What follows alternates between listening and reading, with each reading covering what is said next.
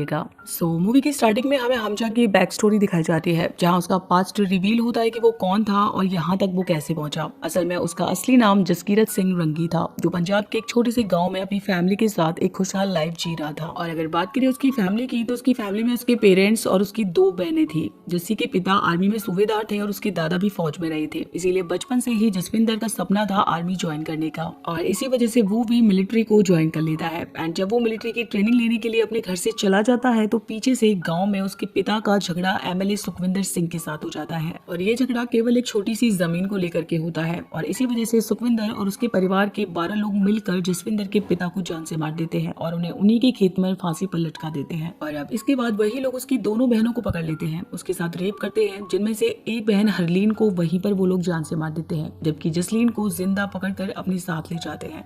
And वो उसे अपने ही पास के खेत में बने ट्यूबवेल जैसी जगह पर कैद करके रख लेते हैं और रोज उसके साथ जबरदस्ती भी किया करते थे। जब जस्सी ट्रेनिंग से वापस आता है और उसको ये सब कुछ पता चलता है, तो वो अंदर से पूरी तरीके से टूट जाता है। यहाँ पे पता चलता है कि उसकी माँ ने पुलिस में कंप्लेन करने की कोशिश की थी, लेकिन कोई भी केस दर्ज नहीं किया गया था, क्योंकि सामने एमएलए सुखविंदर का दबदबा था। जस्सी अपने दोस्त गुरबाज पिंडा से मिलता है। असल में पिंडा बचपन से ही जस्सी की छोटी बहन जसलीन से प्यार किया करता था। एक्चुअली गुरबाज पिंडा के जो पिता थे, वो पंजाब में नशे का बिजनेस किया करते थे, और वो माल को एक यूपी के गैंगस्टर आसिम अहमद से मंगाया करते थे, और इसीलिए गुरबाज पिंडा माल का ऑर्डर देने के लिए यूपी में इलाहाबाद जाता है, और यहाँ पर उसके साथ जस्सी भी होता है। ऑर्डर देते वक्त पिंडा चालाकी से AK-47, कुछ मैगजीन्स और कुछ गन्स भी मांग लेता है। इस पर आतिफ अहमद काफी ज्यादा हैरान हो जाता है और पूछता है कि गन्स की क्या जरूरत पड़ गई, तुम लोग तो सिर्फ ड्रग्स का बिजनेस करते हो। जिस पर पिंडा झूठ बोल देता है कि ये सब उसके पापा ने मंगवाया है, और ये सुनकर आतिफ बिना शक किए हुए उसे गन और बाकी सामान दे देता है। और अब क्या था, पिंडा को यहाँ पर गन और मैगजीन्स मिल चुकी थी, और वो सारी की सारी मैगजीन्स और गन को जस्सी के लिए दे देता है। और अब जस्सी के हाथ में हथियार आ चुके थे, और वो सीधे निकल पड़ता है अपनी बहन को बचाने के लिए। एंड वो सीधा एमएलए सुखविंदर सिंह के घर में घुस जाता है और एक एक करके उसके पूरे परिवार पर हमला कर देता है। ये सीन काफी ज्यादा ब्रूटल होते हैं, जहाँ पर जस्सी बिना रुके उन सभी 12 लोगों को एक एक करके जान से मार देता है। एंड वो आखिर में सुखविंदर सिंह को पकड़ता है, तो उससे पूछता है कि उसकी बहन कहाँ पर है। मरते मरते सुखविंदर सच बता देता है कि जसलीन को खेत में रखा गया है। इसके बाद जस्सी उसे भी खत्म कर देता है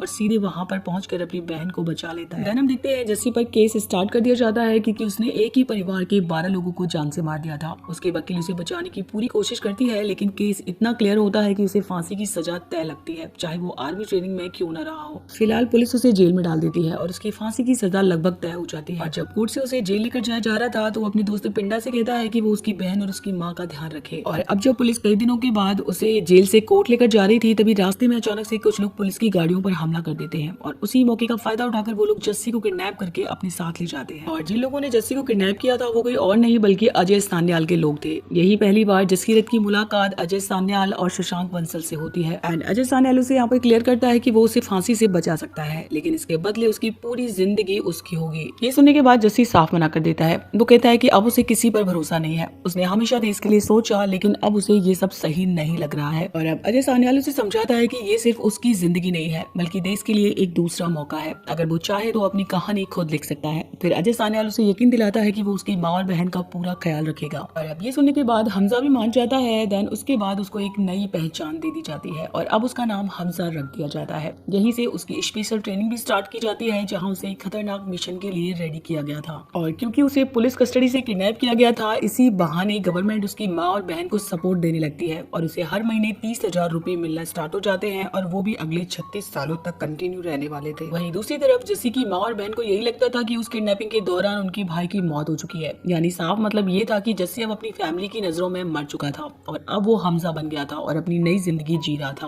और अब यहाँ पर हमजा का मिशन स्टार्ट होने वाला था। अजय सान्याल उसे बताता है कि जब तुम यहाँ से कराची पहुंचोगे, तो वहाँ पर तुम्हारी मुलाकात आलम जूस वाले से होगी, जो कि हमारा ही सीक्रेट एजेंट है, लेकिन वो तुम्हारे सामने कभी नहीं आएगा, और वो हर वक्त तुम्हारी मदद करता रहेगा। सो गाइस, ये मिस्ट्री एजेंट कौन था, ये हमें इस मूवी में आगे पता चलेगा। खैर, इसके बाद हमजा को दुबई से कराची भेज दिया जाता है मिशन को करने के लिए, और यहीं से हमारी स्टोरी प्रेजेंट में आ जाती है, यानी 2009 में। ये वही सीन था जहाँ फर्स्ट पार्ट खत्म हुआ था। और आप सभी को पता ही होगा कि फर्स्ट पार्ट की लास्ट में रहमान डकैत की मौत हो चुकी थी, और उसे हमजा ने मारा था, और इसी वजह से माहौल पूरी तरीके से बदल गया था। और इसी बीच हमजा अकेले में बैठकर अपनी जिंदगी के हर उस पल को याद कर रहा था।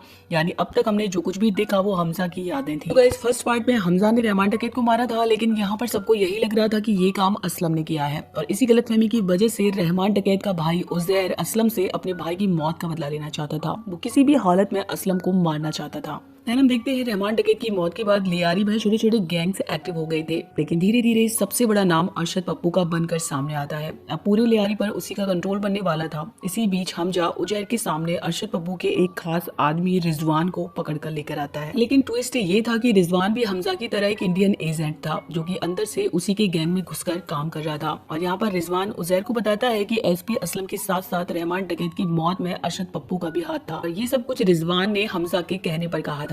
ये सुनने के बाद उजैर का गुस्सा और भी बढ़ जाता है और अब वो अरशद पप्पू को भी खत्म करना चाहता था। और अब उजैर के पीछे क्योंकि हमजा खड़ा था, जिसकी वजह से उजैर को और भी ज्यादा ताकत मिल गई थी। और अब वो दोनों मिलकर पूरी लियारी में दहशत फैलाने लगते हैं। और अब दोनों गैंगों के बीच में झगड़ा स्टार्ट हो जाता है। एक तरफ अरशद पप्पू का गैंग था और दूसरी तरफ हमजा और उजैर का गैंग था। पूरी लियारी में हर जगह टकराव स्टार्ट हो गया। डर धमकी, शूट आउट और बमबारी अब रोज की बात बन चुकी थी। हालात इतने बिगड़ गए थे कि हर दिन खून खराबा होना नॉर्मल हो गया था। और अब इन दोनों की वजह से अरशद पप्पू छुप कर बैठ जाता है और वो बाहर आने का नाम ही नहीं ले रहा था। अब इसीलिए हमजा एक प्लान बनाता है। वो कहता है कि लियारी में आग लगा दो ताकि वो मजबूर हो जाए बाहर निकलने के लिए। हम देखते हैं हमजा और उजैर हालात और भड़का देते हैं। चारों तरफ ब्लास्ट स्टार्ट हो जाते हैं। पूरी लियारी में आग लग जाती है। चारों तरफ अफरा तफरी मच जाती है। और अब छुपा बैठा अरशद पप्पू घबरा जाता है और जमाली को कॉल करता है, जो कि हमजा का ससुर भी था। अरशद पप्पू जमाली से कहता है कि कैसे भी करके वो उसे लियारी से बाहर निकाले। इस पर जमाली कहता है कि अभी हालात बहुत ज्यादा खराब है और यहाँ से बाहर निकलना पॉसिबल नहीं है। जमाली उसे कहता है कि मेरी पुरानी दूध की फैक्ट्री है, मैं अपने आदमियों को भेजकर तुम्हें वहाँ पर सेफली पहुँचा देता हूँ और जब यहाँ के हालात ठीक हो जाएंगे तो मैं तुम्हें यहाँ से सुरक्षित बाहर निकलवा दूंगा। इसके लिए अरशद पप्पू भी मान जाता है। देन हम देखते हैं जमाली के लोग उसे गाड़ी में लेकर जाते हैं और पूरी सिक्योरिटी के साथ उसे दूध की फैक्ट्री तक पहुँचा देते हैं। और अब जैसे ही अरशद पप्पू फैक्ट्री तक पहुँचता है, वहाँ पर हमजा और उजैर पहले से अपने लोगों के साथ मौजूद थे। असल में ये पूरा सेटअप हमजा का ही प्लान था। उसी के कहने पर जमाली ने उसे यहाँ पर बुलवाया था। और अब क्या था, उजैर अरशद पप्पू पर टूट पड़ता है और उसे काफी ब्रूटली मारता है। देन वो उसे गाड़ी के ऊपर बांध देता है और रस्सी को पकड़ लेता है और हमजा गाड़ी चलाते हुए उसी पूरी लियारी में घुमाने लगता है ताकि सबको उसका अंजाम दिखा सके। देन हम देखते हैं उजैर यहाँ पर सारी हदें पार कर देता है। वो अरशद पप्पू के सर को बेरहमी से धड़ से अलग कर देता है और उसके सर को फुटबॉल बनाकर पूरे लियारी में खेलने लगता है।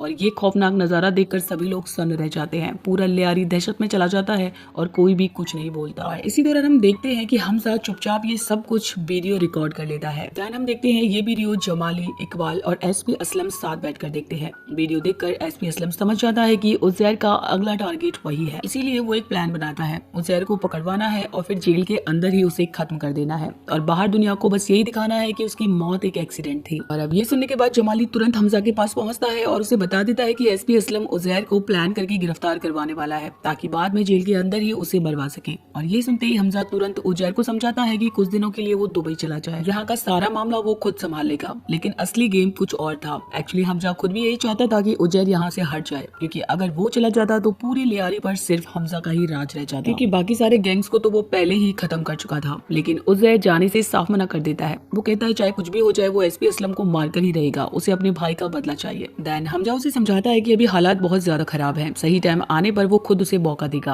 काफी समझाने के बाद आखिरकार उजैर मान जाता है और दुबई के लिए निकल जाता है। और यही हमजा चाहता था। जैसे ही उजैर हटता है, हमजा सीधे रहमान डकैत की गद्दी पर बैठ जाता है और पूरी लियारी पर अब उसका कंट्रोल हो जाता है। और जैसे ही उजैर दुबई एयरपोर्ट पर पहुंचता है, उसी टाइम हमजा उसकी पूरी इन्फॉर्मेशन दुबई पुलिस को दे देता है, जिसकी वजह से सीधा उसे एयरपोर्ट पर अरेस्ट कर लिया जाता है। और अब बस यहीं से हमजा बन जाता है लियारी का नया किंग। और अब उसका पूरा कंट्रोल हो चुका था और वो इकबाल और शिरानी के साथ भी अपने रिश्तों को और मजबूत कर लेता है। वहीं दूसरी तरफ हम एसपी असलम को देखते हैं, जो 4 बेगुनाह बलूच लड़कों को पकड़ता है और उन्हें आतंकवादी बताकर फर्जी एनकाउंटर कर देता है। मेडल भी ले लेता है और उन चारों को जान से मार देता है।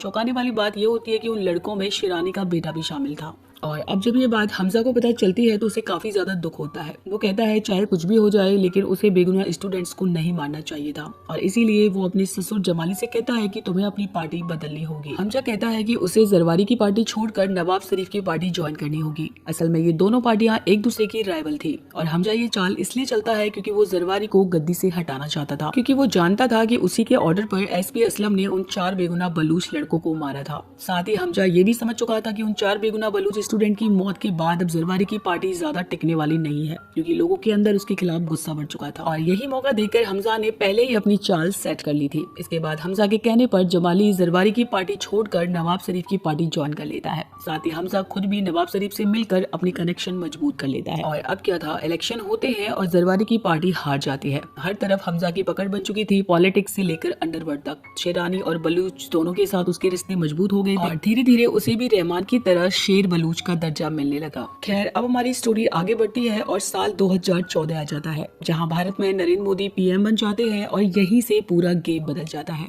अब हालात पहले जैसे आसान नहीं रहे थे, हर चीज पर सख्ती बढ़ चुकी थी। और इसी दौरान हमें इकबाल के पिता दिखाए जाते हैं, जो कि सन 1971 की जंग में शामिल रहे थे और उनका पास्ट काफी ज्यादा डार्क था। लेकिन अब नए हालात देखकर वो समझ रहे थे कि समय बदल चुका है। वो इकबाल से बहुत ज्यादा नाराज थे, क्योंकि अब पहले की तरह खुलकर कुछ भी करना आसान नहीं था। सिक्योरिटी टाइट हो चुकी थी और हर कदम पर रिस्क बढ़ गया था और इसी वजह से वो अपने बेटे इकबाल से काफी ज्यादा नाराज थे। तभी अचानक इकबाल के पास बड़े साहब का कॉल आता है और यहीं से स्टोरी में एक नया मोड़ आ जाता है। देन हम देखते हैं इकबाल, जमाली, एसपी असलम सभी बड़े साहब से मिलने जाते हैं। साथ ही हमजा को भी बुलाया गया था, इसीलिए वो भी उनके साथ जाता है। और जब ये लोग वहाँ पर पहुँचते हैं तो एक बहुत ही शानदार आलीशान घर को हमें दिखाया जाता है, जहाँ पर अंदर एक बीमार आदमी लेटा हुआ था। ये बीमार आदमी कोई और नहीं बल्कि दाऊद इब्राहिम था। इतना बड़ा अंडरवर्ल्ड डॉन देखकर हमजा हैरान रह जाता है। उसने कभी नहीं सोचा था कि दाऊद और इकबाल ने इंडिया को अंदर से कमजोर करने के लिए इतने बड़े प्लान बनाए हैं। यहाँ पर हमें पता चलता है कि दाऊद पंजाब में नशीली चीजें बेचता है और वहीं से जो पैसा आता है उसे इकबाल और बाकी लोग हथियार खरीदते हैं और हिंदुस्तानियों पर ही उसका इस्तेमाल करते हैं। खैर, दाऊद यहाँ पर सभी को बताता है कि पंजाब से कुछ लोग ड्रग्स खरीदने यहाँ पर आने वाले हैं, क्योंकि वो पंजाब में ही ड्रग्स की सप्लाई करता है एंड वो हमजा को इन लोगों की देखरेख की जिम्मेदारी देता है। हमजा ऐसा करना तो नहीं चाहता था, लेकिन मजबूरी में वो हाँ कर देता है।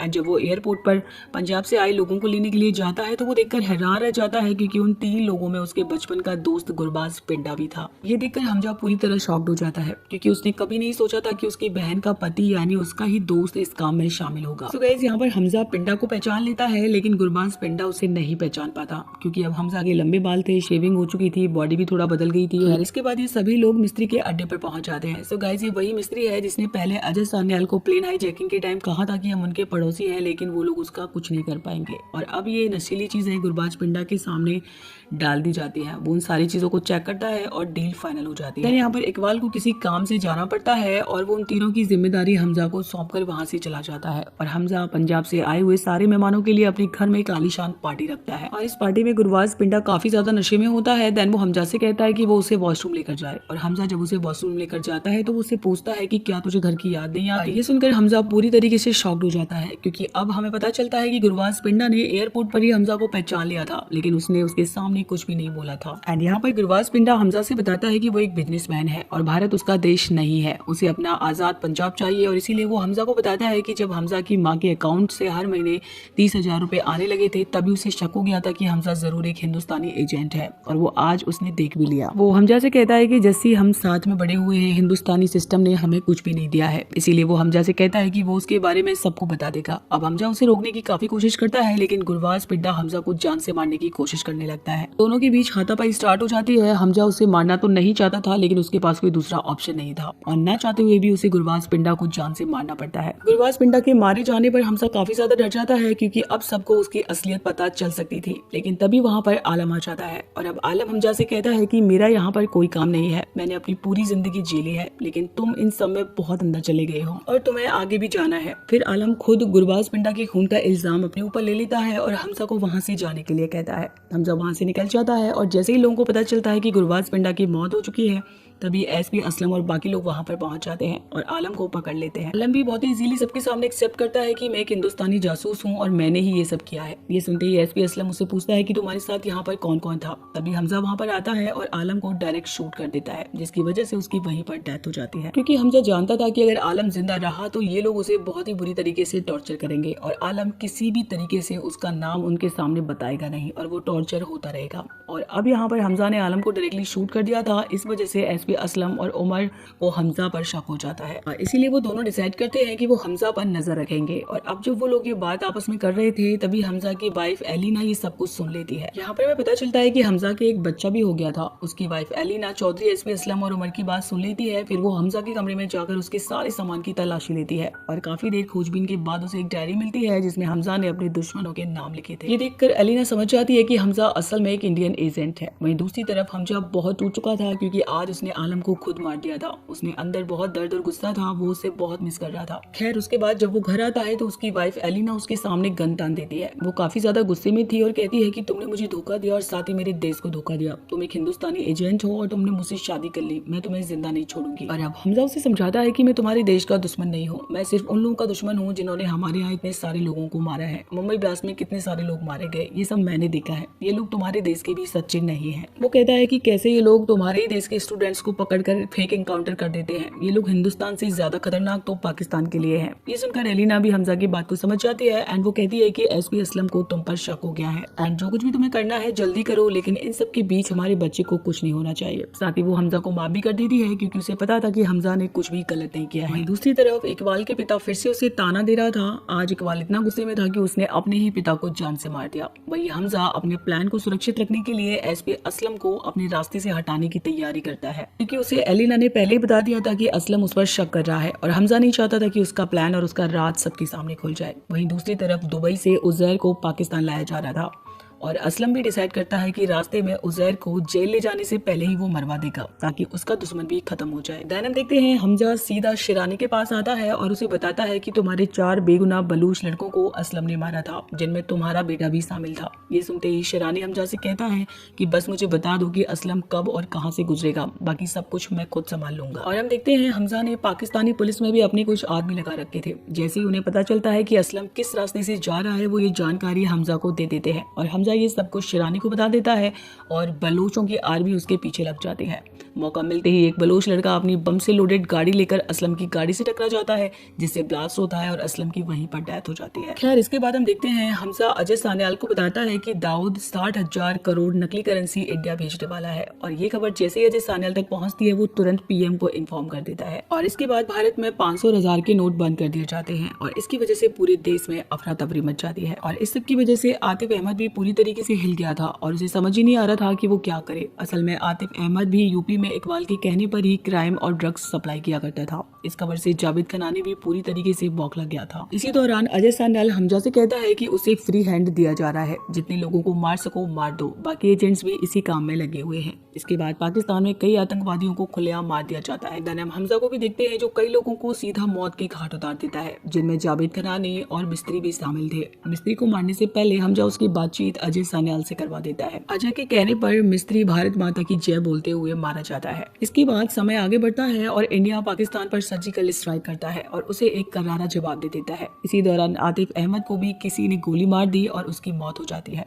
इसी बीच हमें साजिया नाम की एक डॉक्टर दिखाई जाती है जो एक आतंकी को हॉस्पिटल में जहर का इंजेक्शन देकर मार देती है। साथ ही वो हमजा को एक जहर देती है जिसे छूने पर से इंसान की हालत गंभीर हो सकती थी और धीरे धीरे उसकी मौत हो जाती है। अगर कोई चेक करता तो सबको लगता कि फूड पॉइजनिंग की वजह से ये सब कुछ हुआ है। असल में साजिया ये जहर हमजा को देती है क्योंकि वो दाऊद को मरवाना चाहती थी, लेकिन हमजा चाहकर भी दाऊद को इसे नहीं लगा पाता क्योंकि उसे बिल्कुल भी मौका नहीं मिलता। वहीं दाऊद को लगता है कि हालात बदल रहे हैं, इसलिए वो इकबाल से कहता है कि इंडिया में कुछ आतंकवादी भेजकर हमला करवा दो। इकबाल को हमजा की जरूरत होती है क्योंकि उसे बड़ी मात्रा में हथियार चाहिए थे इंडिया में आतंकवादी से हमला करवाने के लिए। इसी वजह से इकबाल हमजा को बुलाता है और वहाँ पर बड़े बड़े आतंकवादी भी मौजूद होते हैं। लेकिन इसी बीच उमार को हमजा पर शक हो जाता है। वो एलेना के पास जाता है और उसके बच्चे को गन पॉइंट पर रखकर पूछता है कि हमजा कौन है। एलेना उसे बताना तो नहीं चाहती थी, लेकिन अपने बच्चे की जान बचाने के लिए मजबूरी में वो उसे बता देती है कि हमजा एक हिंदुस्तानी एजेंट है। और अब ये सारी बातें ओमान इकबाल को बता देता है, जिसके बाद इकबाल हमजा से कहता है कि हथियारों की डिलीवरी देने के लिए आ जाओ।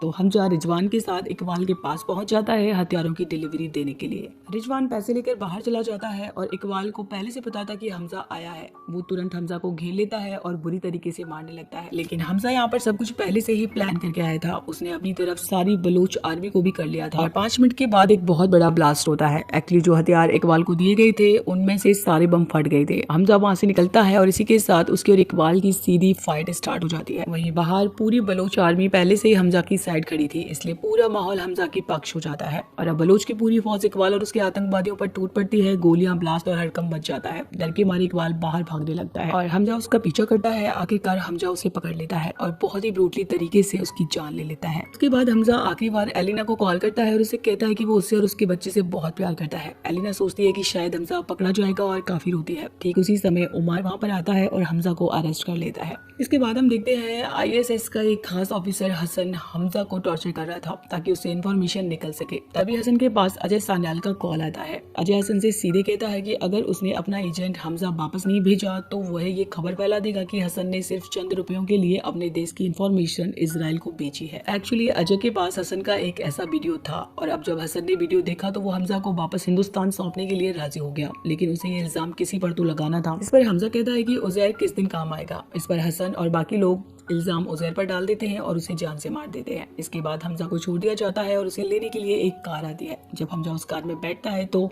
अंदर जमाली होता है। हमजा ये देखकर पूरी तरह शॉक्ड हो जाता है और यहीं पर हमें पता चलता है कि जमाली वो एजेंट था जो पिछले 45 साल से पाकिस्तान में रहकर इंडिया को सारी इन्फॉर्मेशन दे रहा था। एंड यहाँ पर जमाली हमजा से कहता है कि तुम चिंता मत करो, जो पॉइजन तुम दाऊद को लगाने वाले थे वो जमाली ने पहले ही दाऊद को लगा दिया है, इसलिए दाऊद अभी बिस्तर पर तड़प रहा होगा। हमजा उससे पूछता है कि एलिना और उसके बच्चे का क्या होगा। जमाली बताता है कि इस वक्त उसके बारे में सोचना ठीक नहीं है और हमजा के लिए बेहतर यही होगा कि वो उन्हें भूल जाए। साथ ही जमाली कहता है कि हमजा ने अब तक बहुत काम कर लिया है, इसलिए अब कुछ दिन के लिए तुम आराम कर लो। वो कहता है अभी तो बस शुरुआत है। इसके बाद हम हमजा को देखते हैं जो दोबारा से जस्सी बन जाता है और इंडिया अपने गाँव लौट जाता है। गाँव जाकर वो देखता है उसकी माँ, बहन और बच्चे सब लोग ये मान चुके थे कि जस्सी की मौत हो चुकी है और वो लोग अपनी जिंदगी में काफी ज्यादा खुश थे। ये देखकर जस्सी डिसाइड करता है कि वो सीधे घर वापस नहीं जाएगा। वो उन्हें दूर से ही देखता रहता है और फिर अपनी ट्रेनिंग कैंप में वापस लौट जाता है, क्योंकि अब वो एक एजेंट है और उसका अगला मिशन उसका इंतजार कर रहा था। और इसके बाद इस मूवी में हम देखते हैं जस्सी की पूरी ट्रेनिंग, उसकी स्ट्रेटजीज, मिशन प्रिपरेशन और कैसे वो एकदम तैयार होता है। और बस इसी के साथ ये मूवी यहीं पर एंड हो जाती है। सो गाइस, ये थी धुरंधर द रिवेंज की पूरी कहानी। आप सभी को ये स्टोरी कैसी लगी नीचे कमेंट सेक्शन में जरूर बताइएगा। और हाँ गाइस, धुरंधर पार्ट 1 का लिंक मैंने डिस्क्रिप्शन में दे दिया है। अगर आपने अभी तक नहीं देखा तो वहां जाकर पार्ट 1 जरूर देख लीजिएगा। तो मिलते हैं अपने अगले वीडियो में, तब तक के लिए bye bye, see you, take care.